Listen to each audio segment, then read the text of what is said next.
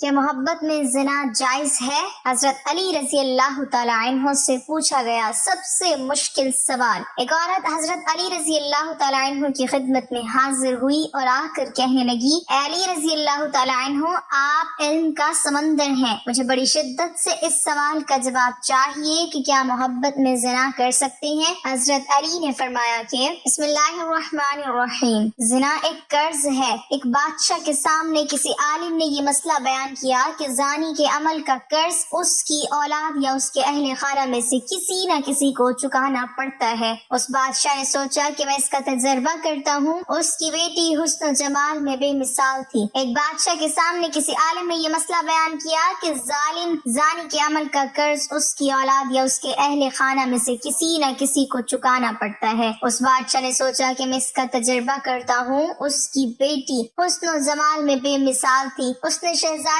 کو بلا کر کہا کہ عام سادہ کپڑا پہن کر اکیلی بازار میں جاؤ، اپنے چہرے کو کھلا رکھو اور لوگ تمہارے ساتھ جو معاملہ کریں وہ ہو بہو آ کر مجھے بتاؤ۔ شہزادی نے بازار کا چکر لگایا، مگر جو غیر محرم شخص اس کی طرف دیکھتا وہ شرم و حیا سے نگاہیں جھکا لیتا۔ کسی مرد نے اس شہزادی کے حسن و جمال کی طرف دھیان ہی نہیں دیا۔ سارے شہر کا چکر لگا کر جب شہزادی اپنے محل میں داخل ہونے لگی تو راہداری میں کسی ملازم نے محل کی خادمہ سمجھ کر روکا، گلے لگایا، بوسہ لیا اور بھاگ گیا۔ شہزادی نے بادشاہ کو سارا قصہ سنایا تو بادشاہ رو پڑا اور کہنے لگا کہ میں نے ساری زندگی غیر محرم سے اپنی نگاہوں کی حفاظت کی ہے، البتہ ایک مرتبہ میں غلطی کر بیٹھا اور ایک غیر محرم لڑکی کو گلے لگا کر اس کا بوسہ لیا تھا۔ میرے ساتھ بھی وہی کچھ ہوا جو میں نے اپنے ہاتھوں سے کیا تھا۔ سچ ہے کہ زنا ایک قصاص والا عمل ہے جس کا بدلہ ادا ہو کر رہتا ہے۔ ہمیں اس واقعے سے عبرت حاصل کرنا چاہیے، ایسا نہ ہو کہ ہماری کوتاہی کا بدلہ ہماری اولادیں چکاتی پھریں۔ جو شخص چاہتا ہے کہ اس کے گھر کی عورتیں پاک دامن بن کر رہیں، اسے چاہیے کہ وہ غیر محرم عورتوں سے بے تما ہو جائے۔ اسی طرح جو عورتیں چاہتی ہیں کہ ہمارے خاوند نیکوکاری کی زندگی گزاریں، بے حیائی والے کاموں کو چھوڑ دیں، انہیں چاہیے کہ وہ غیر محرم مردوں کی طرف نظر اٹھانا بھی چھوڑ دیں تاکہ پاک دامنی کا بدلہ پاک دامنی کی صورت میں مل جائے۔ رہ گئی بات کہ اگر کسی نے پہلے یہ کبیرہ گناہ کیا ہے تو توبہ کا دروازہ کھلا ہے۔ سچی توبہ کے ذریعے اپنے رب کو منائیں تاکہ دنیا میں قصاص سے بچ جائیں اور آخرت میں ذلت اور رسوائی سے چھٹکارا پائیں۔ بنی اسرائیل میں ایک عابد تھے، 60 سال اسے عبادت الہی میں گزر چکے تھے۔ شیطان نے اسے ورغلانا چاہا لیکن وہ قابو میں نہ آیا۔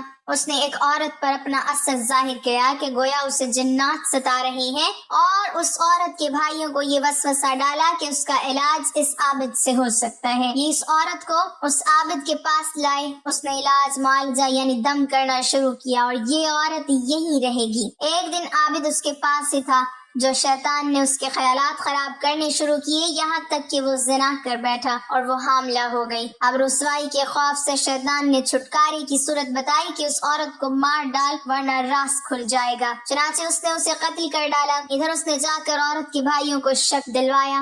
وہ دوڑے آئے، شیطان راہب کے پاس آیا اور کہا، وہ لوگ آ رہے ہیں، اب عزت بھی جائے گی اور جان بھی جائے گی۔ اگر مجھے خوش کر لے اور میرا کہا مان لے تو عزت اور جان دونوں بچ سکتی ہیں۔ اس نے کہا، جس طرح تو کہے میں تیار ہوں۔ شیطان نے کہا، مجھے سجدہ کر۔ عابد نے سجدہ کر لیا۔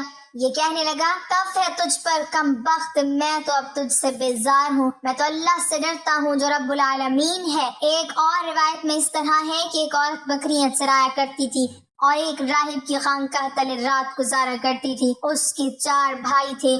ایک دن شیطان نے راہب کو گدگدایا اور اس سے زنا کر بیٹھا۔ اسے حمل رہ گیا۔ شیطان نے راہب کے دل میں ڈالا کہ اب رسوائی ہوگی، اس سے بہتر یہ ہے کہ اسے مار ڈال اور کہیں دفن کر دے۔ تیرے تقدس کو دیکھتے ہوئے تیری طرف تو کسی کا خیال بھی نہ جائے گا، اور اگر بالفرض پھر بھی کچھ پوچھ گچھ ہوئی تو جھوٹ موٹ کہہ دینا۔ بھلا کون ہے جو تیری بات کو غلط جانے؟ اس کی سمجھ میں بھی یہ بات آ گئی۔ ایک روز رات کے وقت موقع پا کر اس عورت کو جان سے مار ڈالا اور کسی اجاڑ جگہ زمین میں دبا دیا۔ اب شیطان اس کے 4 بھائیوں کے پاس پہنچا اور ہر ایک کے خواب میں اسے سارا واقعہ کہہ سنایا اور اس کے دفن کی جگہ بھی بتا دی۔ صبح جب یہ جاگے تو ایک نے کہا کہ آج کی رات تو میں نے ایک عجیب خواب دیکھا ہے، ہمت نہیں پڑتی کہ آپ سے بیان کروں۔ دوسرے نے کہا نہیں، کہو تو صحیح۔ چنانچہ اس نے پورا خواب بیان کیا کہ اس طرح فلاں عابد نے اس سے بدکاری کی، پھر جب حمل ٹھہر گیا تو اسے قتل کر دیا اور فلاں جگہ اس کی لاش تباہ آیا ہے۔ اب تینوں میں سے ہر ایک نے کہا مجھے بھی یہی خواب آیا ہے۔ اب تو انہیں یقین ہو گیا کہ خواب سچا ہے، چنانچہ انہوں نے جا کر اطلاع دی اور بادشاہ کے حکم سے اسی راہب کو اس خانقاہ سے ساتھ لیا اور اس جگہ پہنچ کر اس کی لاش برآمد کی۔ کامل ثبوت کے بعد اب اسے شاہی دربار میں لے چلے۔ اس وقت شیطان اس کے سامنے ظاہر ہوتا ہے اور کہتا ہے یہ سب میرے کرتوت ہیں، اب بھی اگر تو مجھے راضی کر لے تو جان بچا دوں گا۔ اس نے کہا جو تو کہے کروں گا کہ مجھے سجدہ کر لے۔ اس نے یہ بھی کر دیا۔ بس پورا بے ایمان بنا کر شیطان کہتا ہے کہ میں تو تجھ سے بری ہوں، میں تو اللہ تعالیٰ سے جو تمام جہانوں کا رب ہے ڈرتا ہوں۔ چنانچہ بادشاہ نے حکم دیا اور پادری صاحب کو قتل کر دیا گیا۔ مشہور ہے کہ اس پادری کا نام برسیسا تھا۔ حضرت علی رضی اللہ تعالیٰ عنہ، حضرت عبداللہ بن مسعود رضی اللہ تعالیٰ عنہ، طاؤس رحمۃ اللہ علیہ، مقاتل بن حیان رحمۃ اللہ علیہ وغیرہ سے یہ قصہ مختلف الفاظ سے کی پیشی کے ساتھ مروی ہے۔ حضرت یحییٰ علیہ السلام سے پوچھا گیا کہ آپ تو اللہ تعالیٰ کے نبی ہیں، ذرا یہ بات بتا دیجئے کہ زنا کی ابتدا کیسے ہوتی ہے؟ حضرت یحییٰ علیہ السلام نے ارشاد فرمایا دیکھنے سے، یعنی دیدہ بازی سے اور تمنا کرنے سے۔ نظر بد بھی بدکاری و بے حیائی کی چابی ہے جس سے زنا کا دروازہ کھلتا ہے۔ حضور صلی اللہ علیہ وسلم نے حضرت علی رضی اللہ تعالیٰ عنہ سے ارشاد فرمایا اے علی، کسی اجنبی عورت پر اچانک نگاہ پڑ جائے تو نظر پھیر لو اور دوسری نگاہ اس پر نہ ڈالو۔ پہلی نگاہ تو تمہاری ہے اور دوسری نگاہ تمہاری نہیں بلکہ شیطان کی۔ اسلام میں نظر بازی قطعاً جائز نہیں ہے، کیونکہ یہی شیطانی تیر ہے جو شرافت و اخلاق کو چھلنی کر کے رکھ دیتے ہیں۔ نظر کی حفاظت سے شرمگاہ محفوظ رہتی ہے۔ حضور صلی اللہ علیہ وسلم نے ارشاد فرمایا جب اجنبی مرد اور عورت ایک جگہ تنہائی میں جمع ہوتے ہیں تو ان میں تیسرا شیطان ہوتا ہے جو انہیں گناہ پر آمادہ کرتا ہے۔ جنسی تسکین کے لیے بلیو پرنٹ، اڑیاں رسائے، نائٹ کلبوں اور مساج کروانے کے بہانے دل پشوری کرنے والوں کو اپنے ایمان کی فکر کرنی چاہیے۔ حضرت عائشہ رضی اللہ تعالی عنہا فرماتی ہیں کہ میں نے حضور صلی اللہ علیہ وسلم کو فرماتے سنا ہے کہ جو عورت اپنے شوہر کے مکان کے علاوہ کسی اور جگہ اپنے کپڑوں کو اتارتی ہے وہ اپنے اور اپنے رب کے تعلق کو توڑتی ہے۔ حضور صلی اللہ علیہ وسلم نے ارشاد فرمایا کہ اللہ تعالیٰ کے نزدیک شرک کے بعد سب سے بڑا گناہ یہ ہے کہ آدمی اپنا نطفہ ایسے رحم میں ڈالے جو اس کے لیے حلال نہیں، یعنی زنا کرے۔ کوئی شخص بھی زنا کرتے وقت مومن نہیں رہتا۔ حضرت علی رضی اللہ تعالیٰ عنہ فرماتے ہیں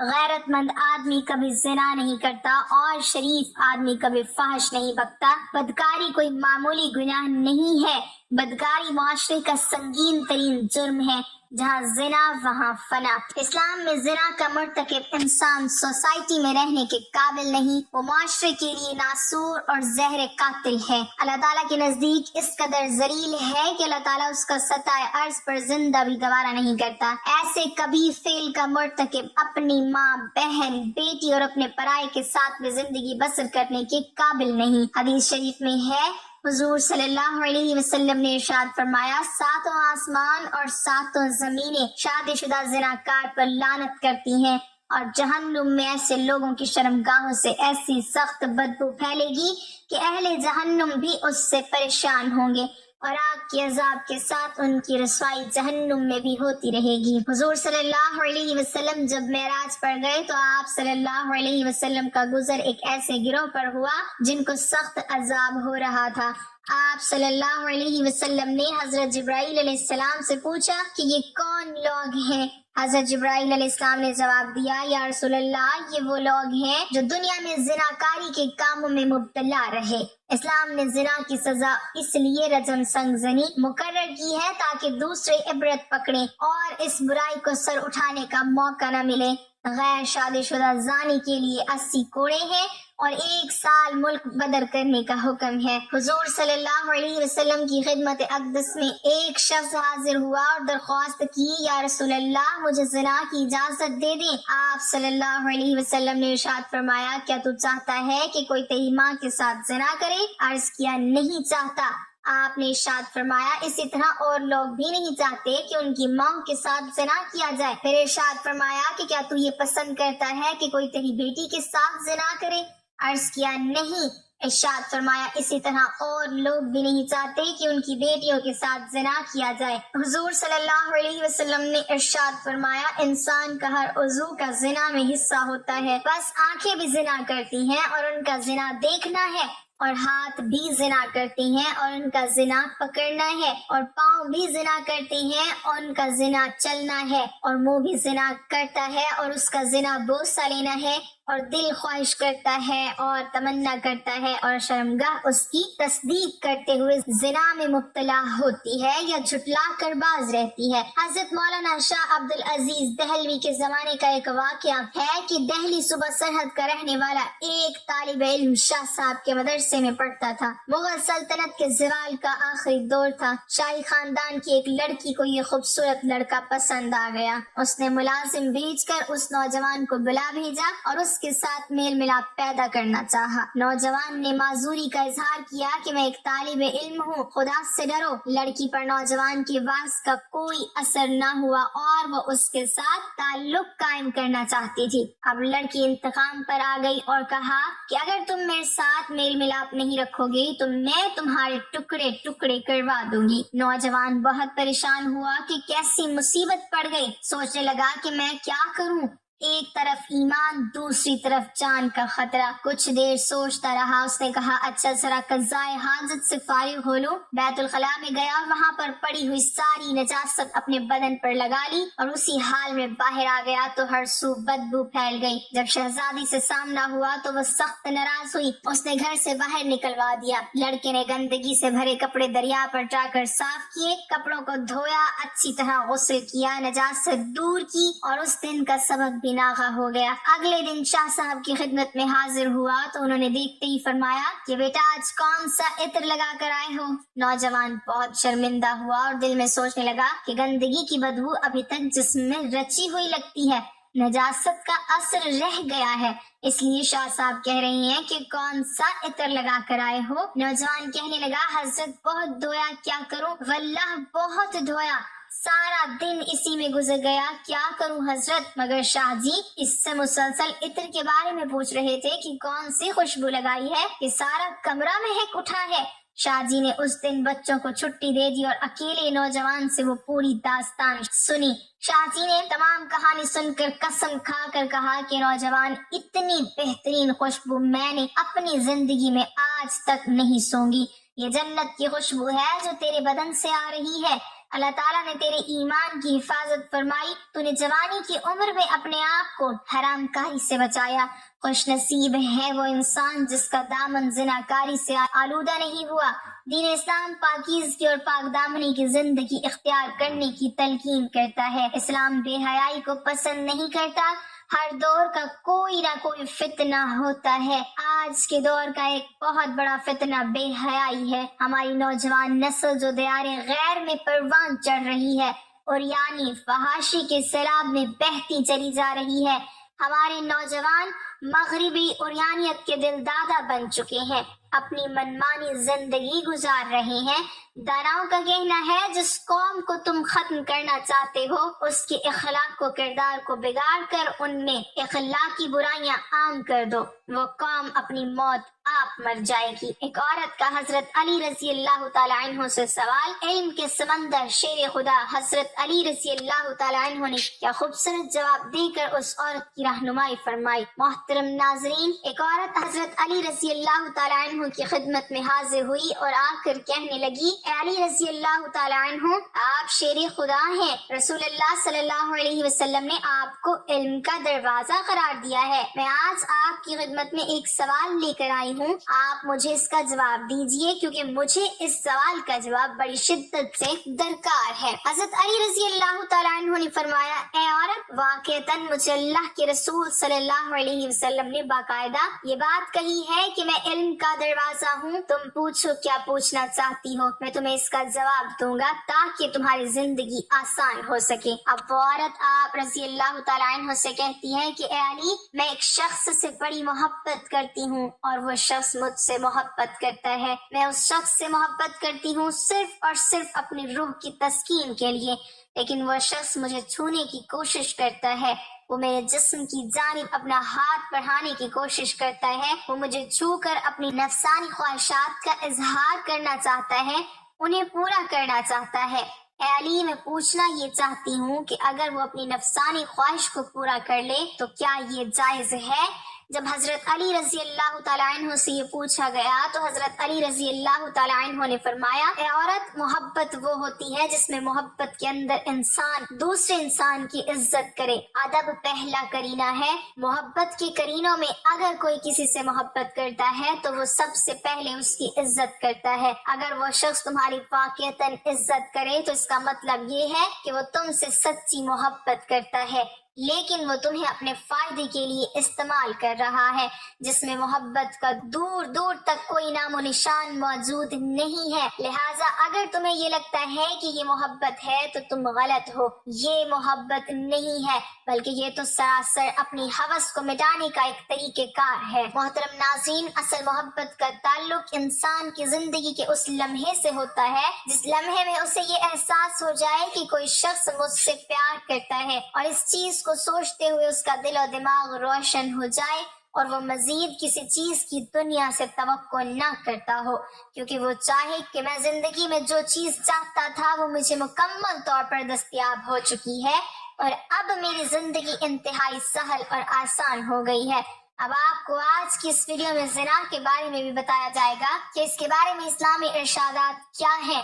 شادی سے پہلے اگر بیوی نے زنا کیا ہو اور اس کے شوہر کو شادی کے بعد اپنی بیوی کے زنا کے بارے میں معلوم ہو جائے تو وہ شوہر کو کیا کرنا چاہیے۔ ایک آدمی نے بازاری عورت سے شادی کی ہے، شادی سے پہلے وہ مرد اس عورت سے ناجائز تعلقات قائم کرتا رہا ہے اور اب انہوں نے شادی کر لی ہے۔ قاری صاحب کہتے ہیں کہ جسے زنا کیا جائے اس سے نکاح نہیں ہو سکتا۔ قاری صاحب کی یہ بات درست ہے، واقعی ایسا نکاح حرام ہے۔ اللہ تعالیٰ فرماتے ہیں سورۃ نور میں، وہ حرام کیا گیا اوپر ایمانداروں کے زانیہ کا زانی یا مشرک کے ساتھ نکاح مومنوں پر حرام ہے۔ حافظ ابن حکیم رحمت اللہ علیہ فرماتے ہیں اس مقام پر زانی کا اسم اشارہ سے زنا مراد دینا ضعیف اور کمزور ہے۔ نیز نکاح کے سلسلے میں اللہ تعالیٰ کا فرمان، وہ پاک دامن ہونا اعلانیہ زنا کرنے والی نہ چھپے۔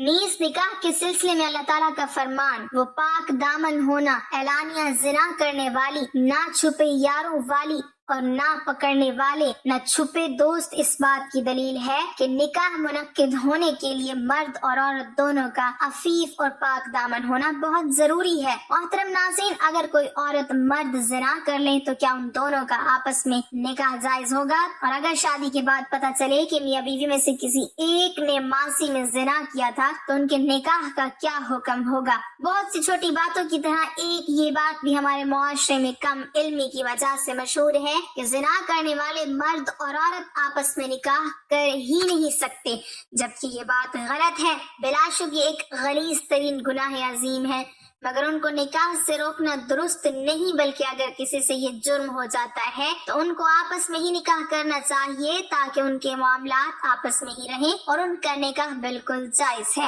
اور ہو سکتا ہے، مگر شرط یہ ہے کہ وہ نکاح سے پہلے سچے دل سے توبہ کر لیں۔ تفصیل کچھ اس طرح سے ہے، زانیہ اور عطیہ ثانی مرد کا نکاح اس وقت تک صحیح نہیں جب تک وہ توبہ نہ کر لیں، اور اگر عورت یا مرد توبہ نہیں کرتا تو ان کا نکاح صحیح نہیں ہوگا۔ یہ اشارہ عقد نکاح کی طرف ہے، یعنی یہ جانتے ہوئے کہ فلاں عورت بدکار ہے اس سے نکاح کرنا مومن مردوں کے لیے حرام ہے۔ اسی طرح اپنی پاک دامن بیٹی کو کسی بدکار شخص کے نکاح میں دینا جو تائب نہ ہو مومنوں کے لیے حرام ہے۔ ناپاک عورتیں ناپاک مردوں کے لیے ہیں اور ناپاک مرد ناپاک عورتوں کے لیے ہیں، اور پاک عورتیں پاک مردوں کے لیے ہیں اور پاک مرد پاک عورتوں کے لیے ہیں۔ اللہ تعالیٰ نے دوسرے مقام پر بھی مردوں اور عورتوں کے نکاح کے لیے دونوں کے پاک دامن ہونے کی اور بدکاری نہ ہونے کی شرط لگائی ہے، اور مومن عورتوں میں سے پاک دامن عورتیں اور ان لوگوں کی پاک دامن عورتیں جنہیں تم سے پہلے کتاب دی گئی، جب تم انہیں ان کے مہر دے دو اس حالت میں کہ تم قید نکاح میں لانے والے ہو، بدکاری کرنے والے نہیں ہو اور نہ چھپی آشنائیں بنانے والے۔ شان نزول میں مروی حدیث رسول اللہ صلی اللہ علیہ وسلم سے بھی ثابت ہوتا ہے کہ بدکار عورت یا بدکار مرد سے جو تائب نہ ہو نکاح حرام ہے۔ عبداللہ بن عمر رضی اللہ تعالیٰ عنہ بیان کرتے ہیں کہ ایک آدمی جسے مرثد بن ابی مرثد کہا جاتا تھا، وہ مکہ سے قیدی اٹھا کر مدینہ لایا کرتا تھا، اور مکہ میں ایک بدکار عورت تھی جسے اناق کہا جاتا تھا اور اس کی دوست تھی۔ مرثد بن ابی مرثد نے مکہ میں قید ایک آدمی سے وعدہ کیا تھا کہ وہ اسے اٹھا لے جائے گا۔ اس کا بیان ہے کہ میں مکہ میں آیا اور میں نے چاندنی رات میں مکہ کی ایک دیوار کے سائے میں تھا کہ اناق آئی، اس نے دیوار کے ساتھ میرے سایہ دیکھا، جب وہ میرے پاس پہنچی تو اس نے مجھے پہچان لیا، کہنے لگی مرثد ہو؟ میں نے کہا مرثد ہوں۔ کہنے لگی آؤ ہمارے پاس رات گزارو۔ میں نے کہا اناق، اللہ نے زنا حرام کر دیا ہے، اور اس نے آواز دی خیمے والو، یہ وہ آدمی ہے جو تمہارے آدمی اٹھا لے جاتا ہے۔